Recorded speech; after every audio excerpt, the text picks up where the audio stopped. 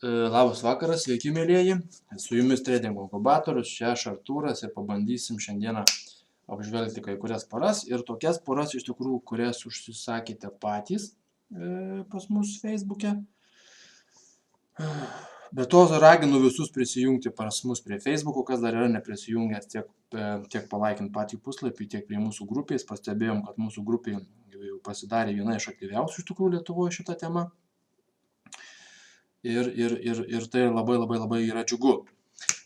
Tomas prašė Kanados jenos, New Zealand ir USD. Davidas draugas mano prašė, kad pasižiūrėčiau GBP ir jeną. USD Kanados prašė, čia galbūt neprašė, gal tiesiog parašė dėl jos Andrius Guto. Aukso prašė Andrius Mačys ir turbūt viskas, kiek aš ten pamenu. Pats dar pridėjau eurą ir svarą, eurą ir Kanados dolerį. Tai tiek. Pradėsim nuo Kanados ir Japonijos jenos. Tomai, tai tikrai iš tikrųjų pasirinkimas geras.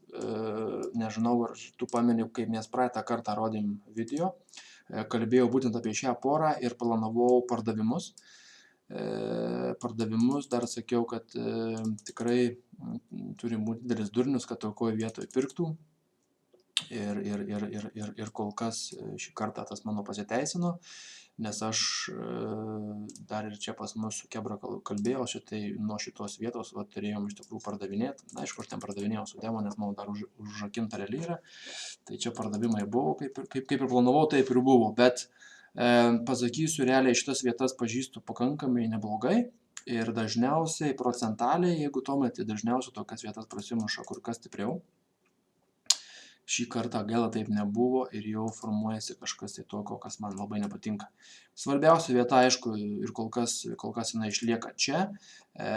Jeigu bandys tęsti didesnę korekciją, nes čia tik tais korekcija yra, korekcija tęs galėtų iki to pačio 100, tai tada turėtų prasimušti per šitas vietas. Tai dabar bet kokiu atveju dar aišku parduot kaip ir būtų galima, bet jau čia būtų kur kas rizikingiau, negu tarkim mes tą darėm šičia. Tai su pardavimais jau būtų dabar reikėtų atsargiai. Aišku, užsidarius porai raudonų žvakių dar čia apačioje, bet jau vėlgi neišneštų didelis stop lossą turėtų būti ir tas take profitas jau nesutaptų iš tikrųjų, jau būtų sunku pasverti. Tai kol kas tik tais laukimas yra. New Zealand ir USD, Tomai, taip pat dar paminėsiu šitą variantą dėl to, kad atkreiptum dėmesį į savaitinį žvakį. Negalima jos ignoruoti, nenori, yra žalia.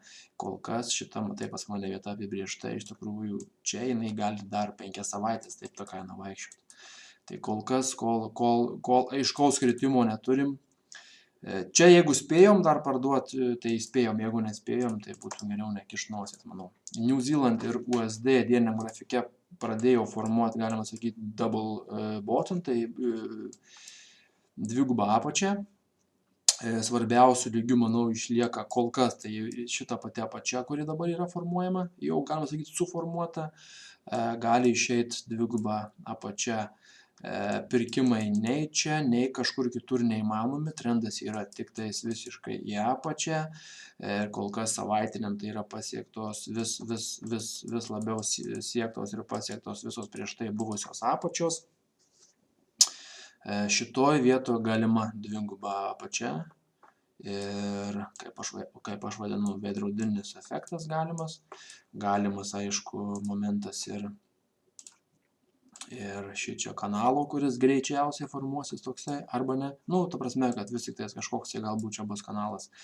Tai pardavimus, aišku, galima bandyti, kas tiki kanalais, ten ta visa tais tokiais dalykais. Tai pardavimus, tarkim, bandyti kažkur tai tokioje vietoje. Parduoti čia kažkur, tarkim, bet aš to neužsiiminėjau, to nedarau. Aš tiesiog laukiu konkrečių ir aiškių signalų, kurie dar kažką tai gali pasakyti. Davidas prašė GBP ir jenos. Tai Davidai, aišku, tu čia pats viską labai gerai žinai. Tai tau norėjausi, aišku, man nuomonę išgirsti. Gerai. Tai Jeigu stebėjai mus, prieš tai kalbėjau video dar nuo čia pas mus chebra pradėjo pirkt. Pirko čia ir čia patariau visiems parsiduot, nes čia buvo mano vadinama durnių vieta šita. Ir šitoj vietoj labai gerai, kad tada Nerijus, kur pasiūliau parduoti ir, ta prasme, užsidaryti ir užsidarė, labai dėl to džiaugiuosi. Jeigu brangieji trendas, kada nors didelis trendas, aš kalbu, va, tarkim, toks kaip šitas. Jeigu jis kada nors sukasi, tai patikėkit manim, procentaliais dažniausiai sukasi tokiose vietose. Patikėkit manim, tai būna jo pati pirma banga šita. Ir tada šita vieta būna pati svarbiausia. Kai jinai būna padaryta, mes žinom, kad konkrečiai trendas apsisuko. Arba tada jau tenais nežmoniško dydžio buvo korekcinė banga, bet čia kalbamės apie dieninį grafiką. Tai šita durnių vieta kol kas stipriai pasiteisino ir turim čia labai stiprų lygį šitoje vietoje. Dabar tai kas tiki tom trendiniam linijom, aišku, gali įsivaizduoti, kad jinai čia kad jinai čia susilaikė šitoje vietoje, nors šiaip čia yra netrendinė linija, čia tik tais yra trade line, tai vadinama ta prekybos linija, tai čia negali būti trendinė linija ir ją susidraskyti iš tikrųjų yra, čia nenusikeikiau, yra labai paprasta, nes šitas horizontalus lygis iš tikrųjų yra 10 kartų svarbesnis.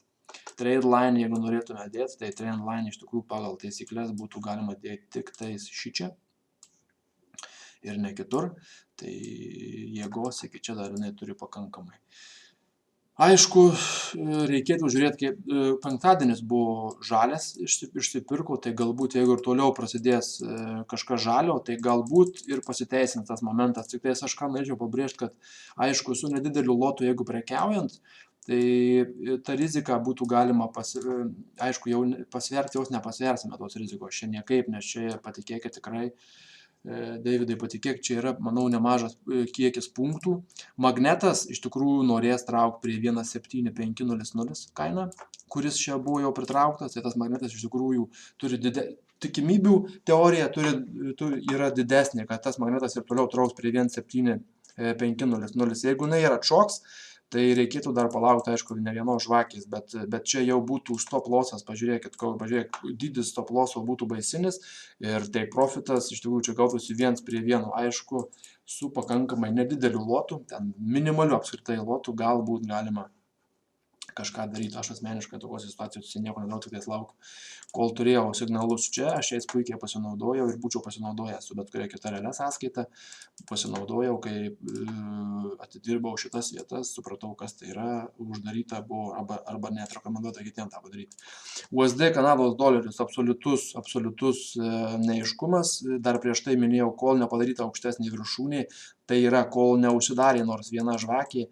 Apie pirkimus galvoti negalima, nes čia ir toliau gali likti tokio dydžio arba kitokio dydžio kanalas, kuriame galima ilgai ir nuobodžiai įstrigti.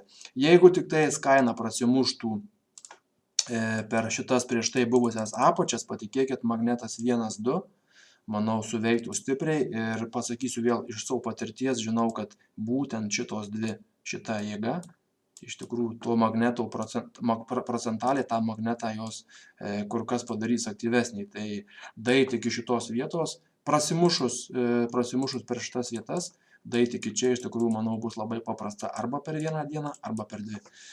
Šituos jau dalykus žinau iš savo praktikos. Kol čia nepadaryta niekas, tokių iliuzijų turėti nereikėtų ir orientuotis reikia tik tais į pirkimus, nes trendas yra į viršų. Važiuojam toliau. Tai čia buvo prašęs, nepamenu kas, Andrius Barots ar kas, neatsimenu. Euras ir Japonijos jena, trendas tik tais į apačią ir įsivaizduoju, kad čia, aišku, būtų kur kas geriau buvę, būtų kur kas geriau buvę, jeigu būtų kaina pasigaregavus truputėlį stipriau. Tai jau čia būtų labai geras mažas santykis, pelno ir nuostolio santykis būtų pakankamai buvęs labai geras, iš tikrųjų, kol kas to nepasakyčiau. Aišku, čia kas nespėjau parduoti, jau geriau dabar, manau, nagų nekišt, bet aš tik tais esu čia už pardavimus ir jie nežinau, kada gali būti. Aš šiaip nelinkęs tokiose vietose būčiau pardavinėti, nes po tokios labai ilgos didelės vietos iš tikrųjų, nežinau, galbūt dar norės pasitikrinti kažką ir tik paskui jisai važiuoti į apačią. Tai čia manau, kad galima rasti geresnių variantų. Euras ir GBP. Čia apie jį kalbėjau prieš kelias savaitės, visiems siūliau, nesiūliau, aš negaliu nieko siūlyti, tiesiog kalbėjau apie pardavimus. Dabar pažiūrėkit į šitą vietą, čia yra savaitinis grafikas. Tai čia buvo, tarkim, 2003 metai, tai yra rekordas. Ir štai pažiūrėkit, kur šiandien yra kaina. Kaina yra būtent čia. Jeigu šitą lygį tikrina iš apačios, jau geras signalas, iš tikrųjų 7.00 jau yra magnetas, matau kažkoks. Aišku, čia nuo jo atšoko padarė spyglį. Kol kas tikrai pakankamai didelis buvo kritimas. Jeigu žiūrėjot mūsų video, dar nuo šičia kalbėjau, kad reikėtų žiūrėti pardavimus ir pardavinėti, kas pasinaudojot šaunuoliai. Ir dabar jau reikėtų stabdyti arklius ir laukti ir iš tikrųjų žiūrėti, kaip šičia elgsis tie žmonės su visom šitom kainom. Kaip jie elgsis. O jie elgtis čia gali iš tikrųjų įvairiai. Dieniniam grafike graži tokia korekcija prasidėjo ir atkreipkite dėmesį, kad ir šita balta rupūžė, ir šita, galima sakyti, dodžis. Aišku, čia stop lossas. Jeigu dabar, tarkim, pardavinėti, tai čia stop lossas, tai profitas iš tikrųjų pakankamai būtų geras. Bet kad čia dabar pardavinėti irgi taip labai nesiūlyčiau, nes būtų įdomiau, nors šiaip žvakiai vis tik tais pažiūrėkit ir ta pati žvakė tikrųjų užsidarinėja apačioj. Užsidarinėja apačioj, čia 7.2, manau, yra gal svarbesnis tas lygis. Tai jeigu dar vieną tokią nedidukę išpaišytų čia apačioj, iš tikrųjų būtų galima parduoti, stop lossai čia, tai profitai pakankamai geroj vietoje. Ir USD euras Kanados doleris, visiškai vienareikšmiškai tik tais už pardavimus.